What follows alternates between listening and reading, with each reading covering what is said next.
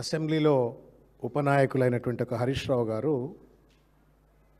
1000 కోట్ల రూపాయల కుంభకోణానికి సంబంధించినటువంటి భూ కుంభకోణానికి సంబంధించిన అంశాన్ని ఆధారాలతో స్ట్రైట్ క్వశ్చన్స్ ప్రభుత్వానికి సంధించినారు. ఆధారాలతో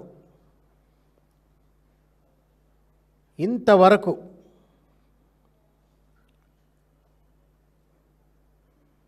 తేలుగుట్టిన దొంగల లెక్క ఎందుకు అని అంటే, దొంగతనం చేయడానికి వచ్చినోడికి తేలుగుడితే వాడు సపోర్ట్ చేయడు, తేలుగుట్టినాక కూడా సపోర్ట్ చేయడు,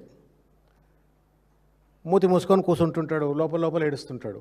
అట్లా ఉంది అలా ఈ ప్రభుత్వ వైఖరి. పొంగులేటి శ్రీనివాసరెడ్డి గారిని వాళ్ళ పత్రికా సమావేశంలో ఎవరో అడిగినారు, ఇట్లా హరీష్ రావు గారు పెదషాపూర్ సంబంధించినటువంటి ఒక సర్వే నెంబర్ 171 నుండి 183 వరకు ఉన్నటువంటి ఒక భూములలో కుంభకోణం జరిగిందని చెప్పని ఆరోపించిండ్రు కదా, మీ సమాధానం ఏంది అంటే, నేను మళ్ళీ మాట్లాడతా అని చెప్పని దాటవేత ధోరణికి పాల్పడినరు.